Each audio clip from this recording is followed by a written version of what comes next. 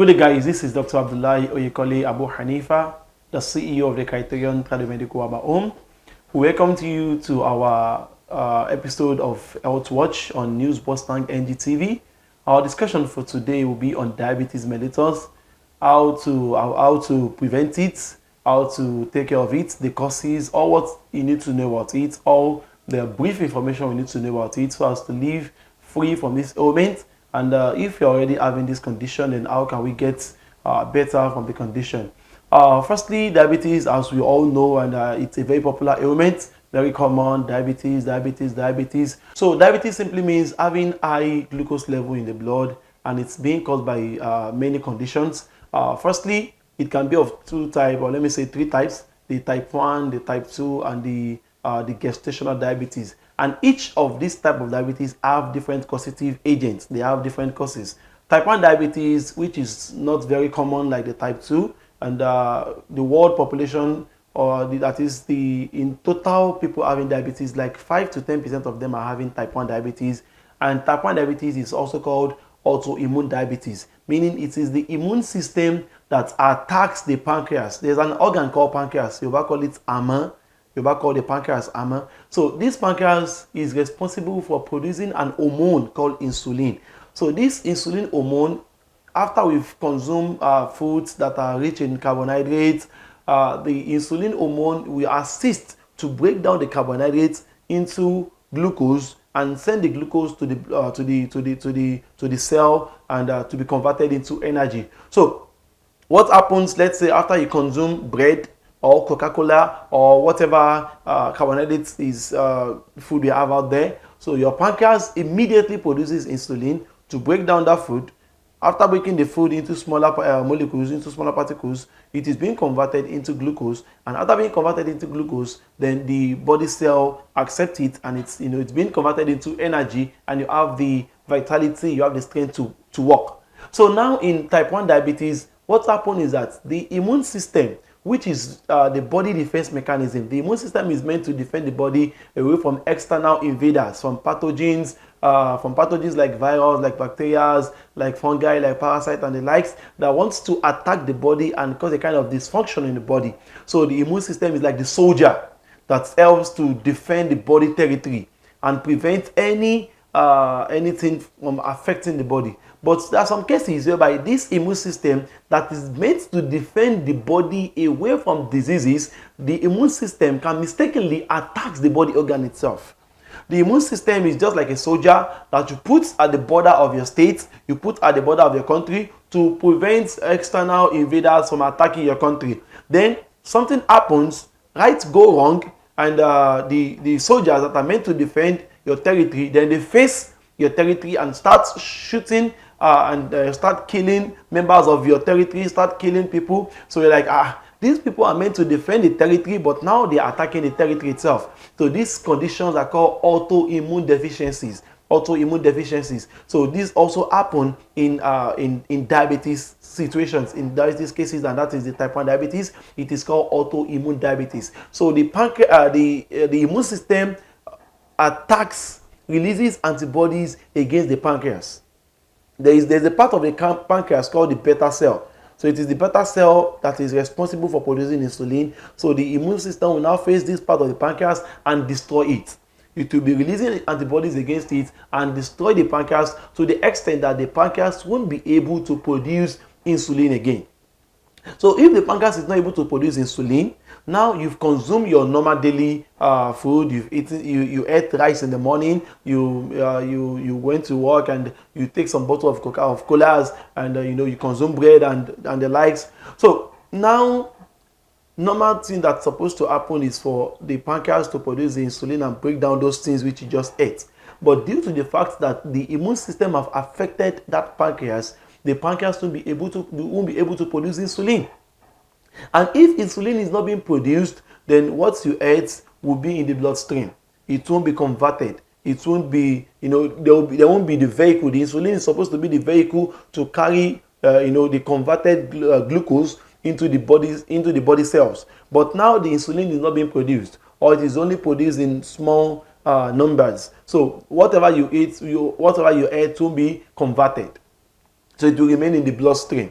So this is called autoimmune diabetes. So this is a type 1 diabetes, and it's a very, very chronic condition, and it can even happen to kids also. It can happen to kids also. And among the risk factors for the type 1 diabetes, firstly is that it can be genetically inherited. It can be inherited genetically, and also though diet also plays a role, but for kids, for little kids, even kids as young as 3-4 years can also be exposed to these. So it is the scientists generally, they don't really understand what is that causative agent behind the immune system attacking the pancreas, but it's been thought that there are some viral infections that if the body is being exposed to it, so the complication of this viral infection can lead to autoimmune diabetes. That is, the complication of those viral infection can affect the immune system to work against the body and attack the body organs, which is one of the causes of diabetes, which is the type 1 diabetes. And for the type 2 diabetes, which is the most common, 95 to 90% of those having diabetes are having type 2 diabetes, and type 2 diabetes is called insulin resistance diabetes. Insulin resistant diabetes. In type 2 diabetes, what happens is that the pancreas, just as we've explained earlier, which is responsible for producing insulin hormone, and the insulin hormone breaks down the food we eat into glucose and transports it to the body cells to be used as energy to give the body vitality and the likes. So what happens in type 2 diabetes is that the hormone is produced, the insulin hormone, the pancreas is working absolutely okay. Nothing is wrong with the pancreas is working, functioning well. The hormone insulin is being produced is produced normally, while in some cases it's not produced up to the normal amount. But after it is being produced, the food is being converted into glucose. But due to some factors which we will highlight soon, the body will reject the glucose. The body will resist the glucose. The body cell will lock up and won't allow the glucose to be transported in. Let me break this down. You ate your bread, you ate your rice, you drank your Coke. The pancreas produces the insulin hormone. The insulin hormone converts the carbohydrates which you just ate, converted it into glucose, because the end product, the byproduct of all carbohydrates is glucose. The end product of all carbohydrates is glucose. Whatever carbohydrates you ate, complex, simple, whatever carbohydrates you ate will be converted into glucose. So after it has been converted into glucose, then the insulin transports it into the body cell to be used as energy. So now you've ate your bread, you ate your bread, it have been broken down and converted into glucose. The insulin is taking the glucose and transporting it to the cell, but the cell did not open up to accept the glucose. So this is what happens in type 2 diabetes. It is called insulin resistance. The body cell is resisting the insulin from bringing glucose into them. And what is the cause of this? This is basically caused due to the fact that there is excess of glucose already in the person's body cell, and the body is rejecting the ones coming new.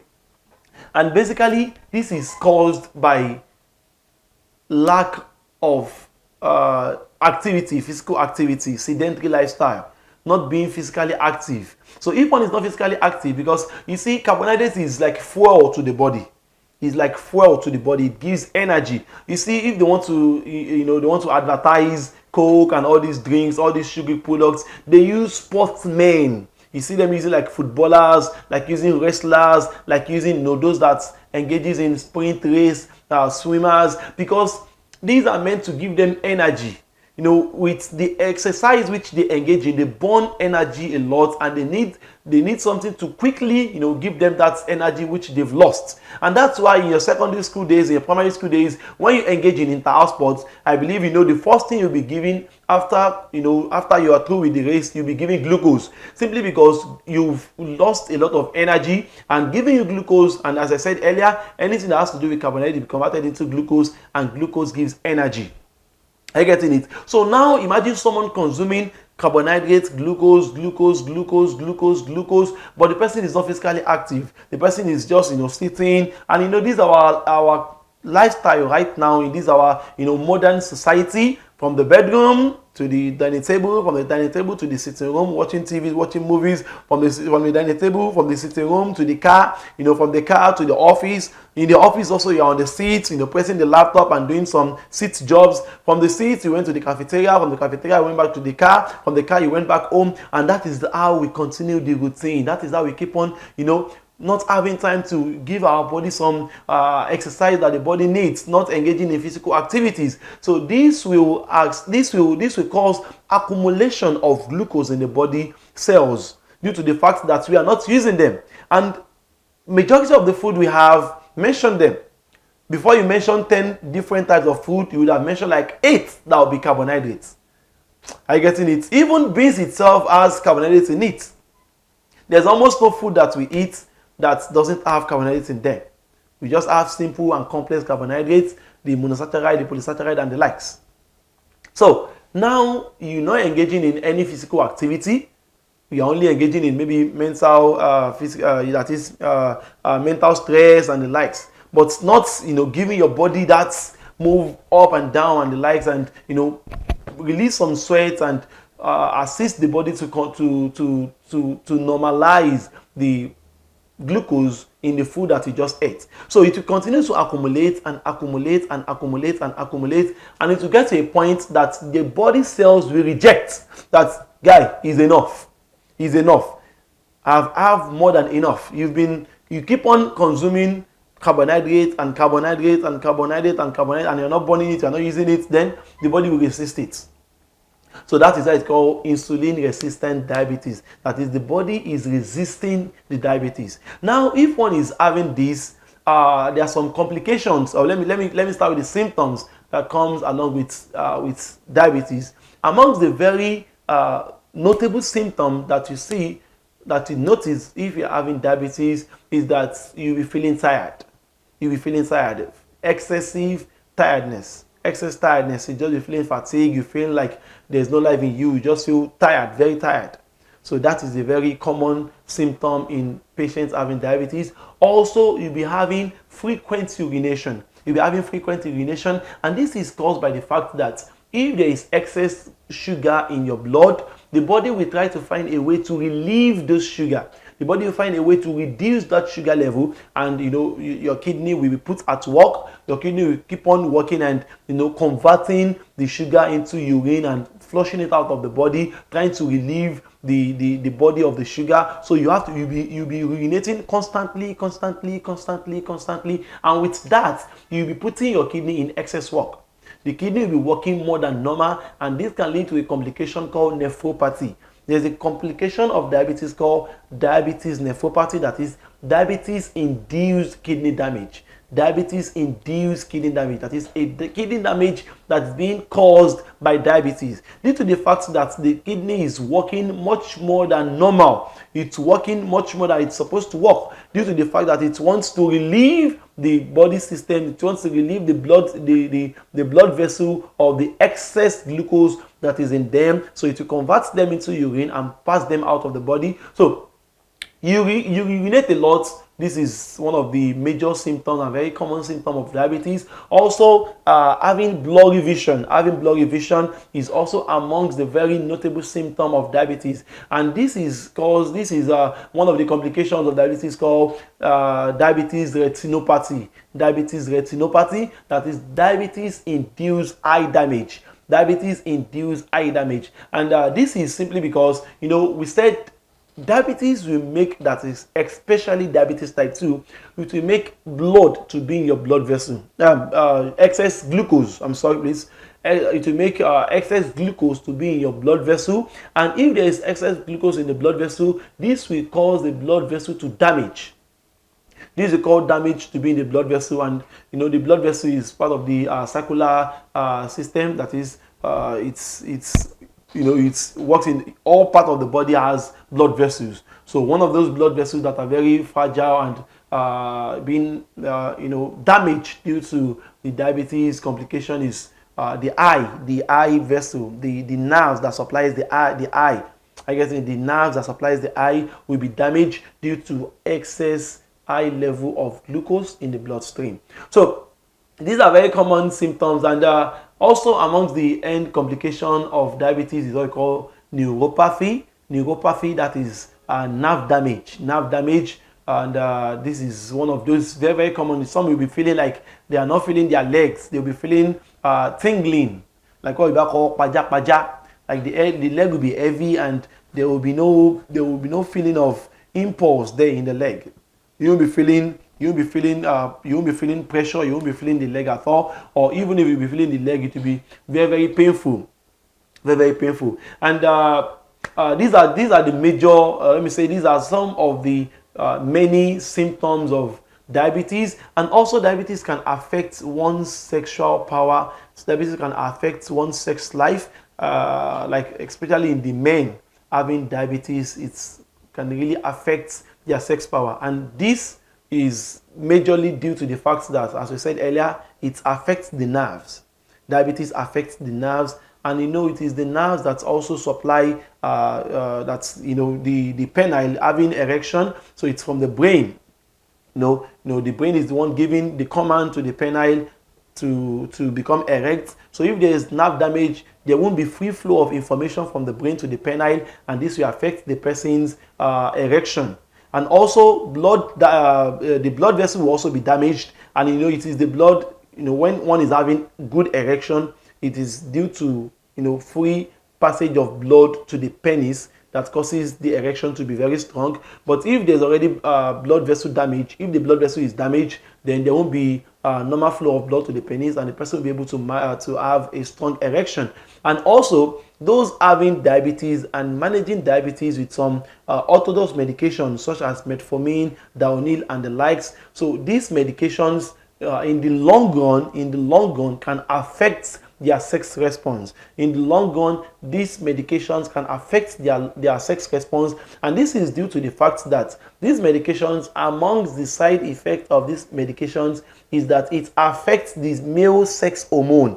The male sex hormone is called testosterone, and this is the hormone that regulates sex prowess in men, that gives you that sexual urge, that that's libido boosting, that libido booster, like you feel like you want to have sex, you want to engage in some sexual acts. So taking these medications, metformin and the likes, will drop down that hormone drastically, even to can get to a point that you won't feel anything sex again. You won't even have anything like erection, or the urge for sex won't be there.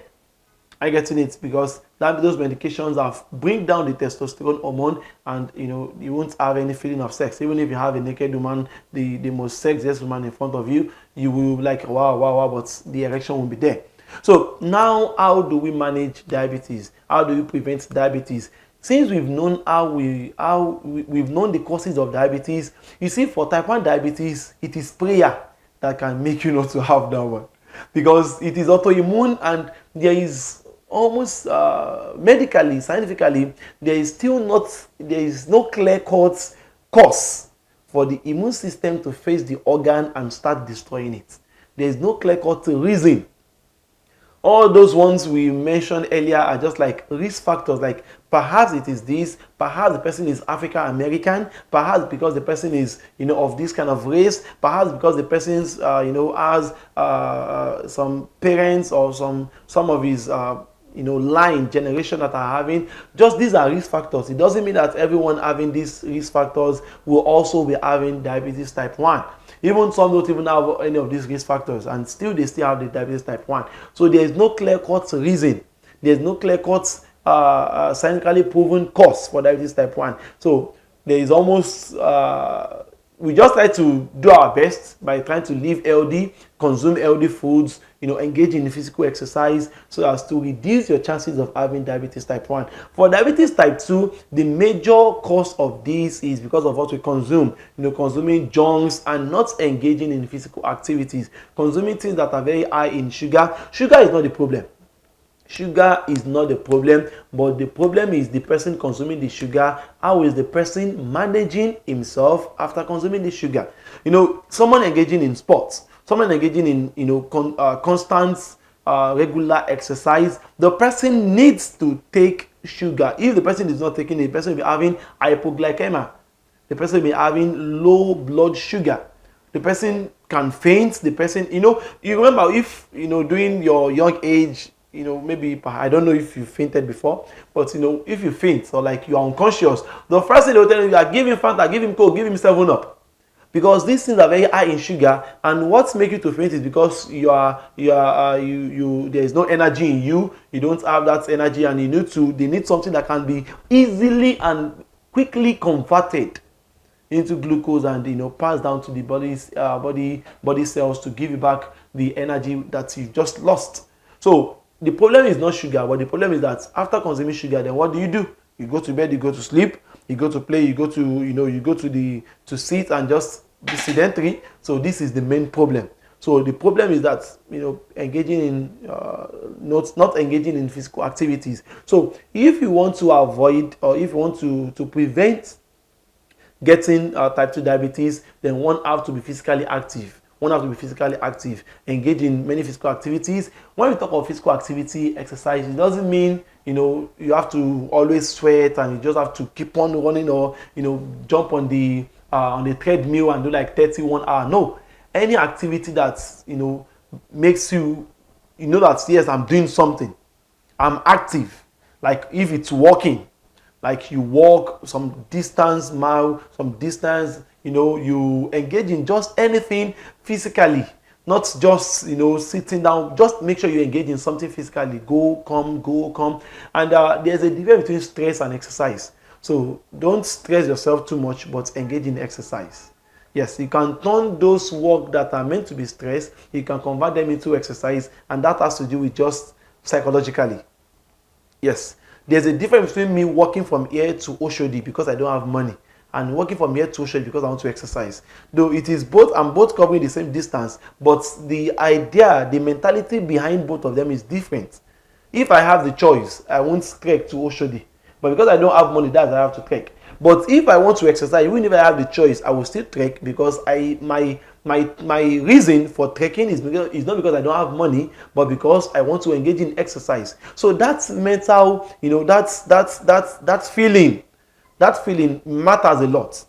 Yes, that feeling matters a lot, because your brain, or whatever activity you do, your brain is the one that converts it, and your brain knows why you are doing it. Like you are doing this because you have no choice, or you are doing this because you want the betterment of your body.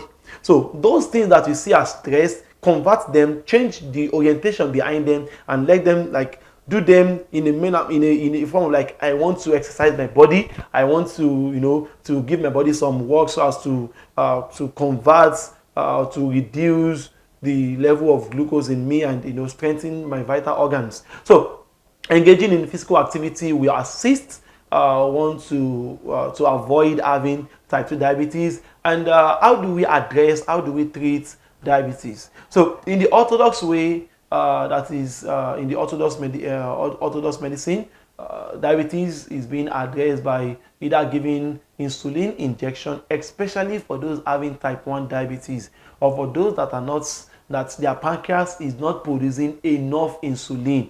So they give them the insulin injection, and the insulin injection will work. That is artificial insulin injection. It is artificial because it is not the body that produces it naturally. So if they are being given the insulin injection, then the insulin injection will do the normal thing, convert the food into glucose and carry it into the bloodstream.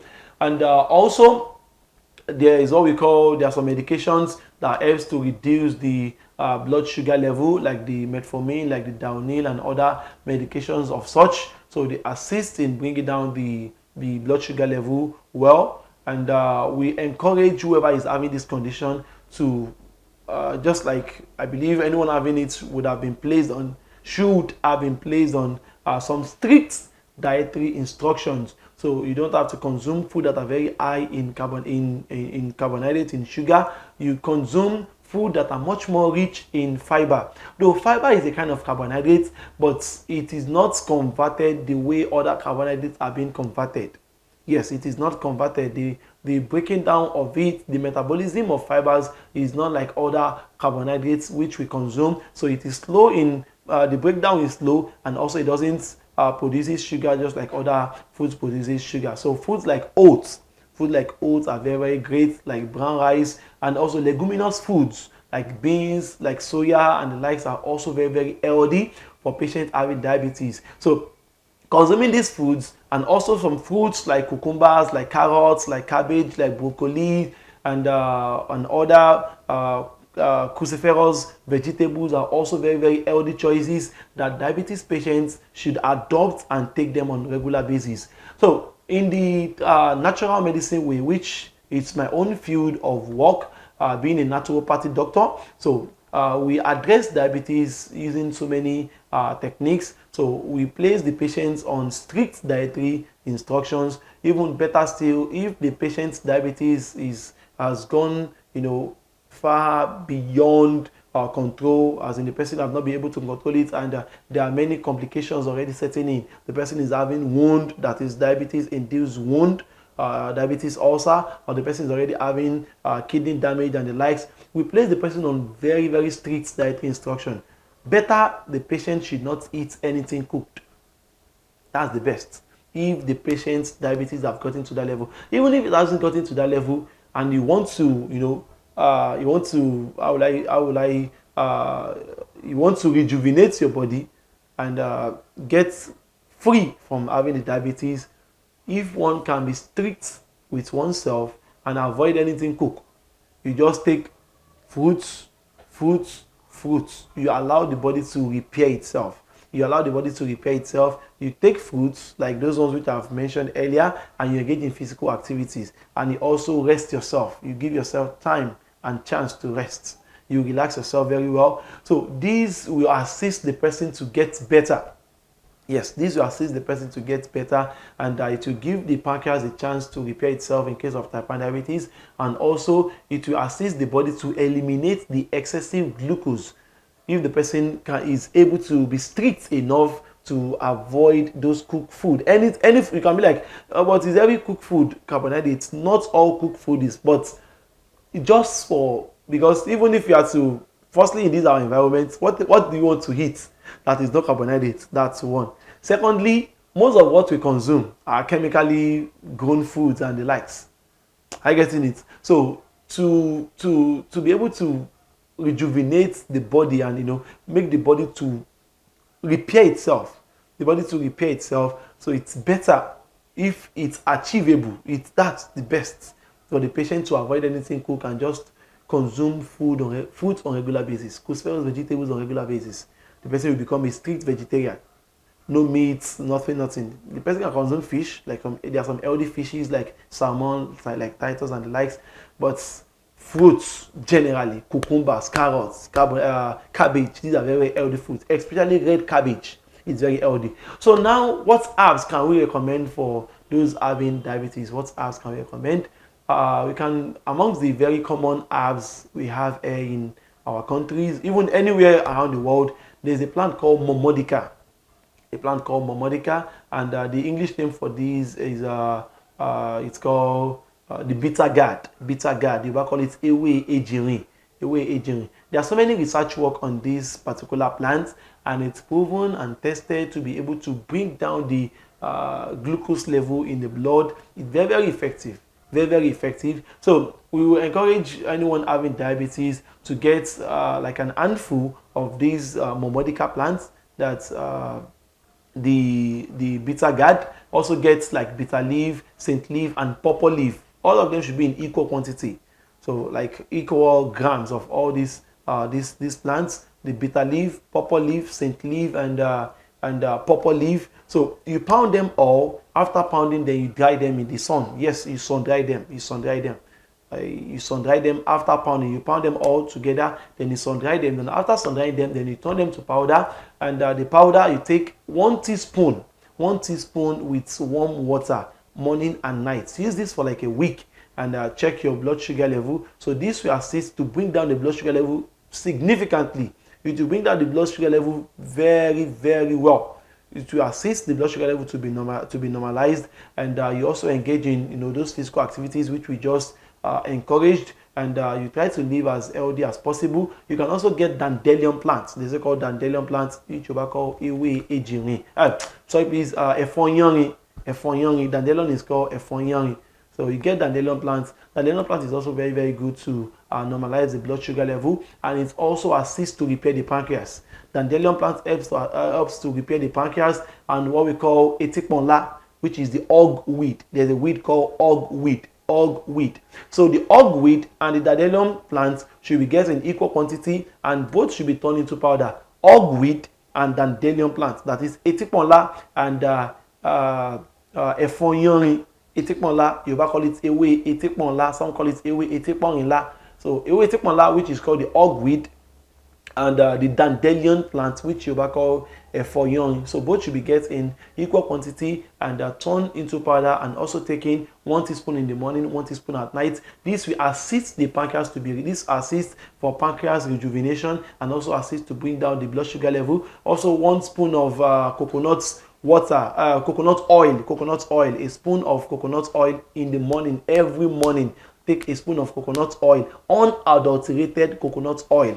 If you're unable to get coconut oil, you can also use black seed oil in the place of the coconut oil. So 1 tablespoon, not both together, just one of it every morning, only in the morning. And this is very, very good, especially for those having the type 1 diabetes. There are so many options we have for diabetes, but using these little ones which we've just recommended, we assist those having diabetes. And for us that want to avoid having diabetes also, so just try to eat and live healthy as possible, and engage in physical activities. Let's live happy, let's live normal, let's live free from, don't be sedentary. Don't live a kind of sedentary lifestyle. It's not healthy and it's not fun. Some people feel like I'm having fun. No, it's not fun. You are only putting your body in a condition of disease. You are putting your body in a diseased condition. So this is what we'll be having. This is where we're stopping today's program. I hope you enjoy the program, and I wish to meet you next week also. By next week, let's meet on this program, Health Watch, on News Bustang NGTV. Thanks so much. I remember myself, Dr. Abdullah Yukoli Abu Hanifa, the CEO of the Criterion Tradimedical Aba Home. If you want to have any discussion with me, you can call me on 090-3237-2682. 090-3237-2682. Our head office is located at number 16, Richard Abimbola Street, Ilasamaja, Lagos. Number 16, Richard Abimbola Street, Ilasamaja, Lagos. Thanks so much, the Criterion Cares.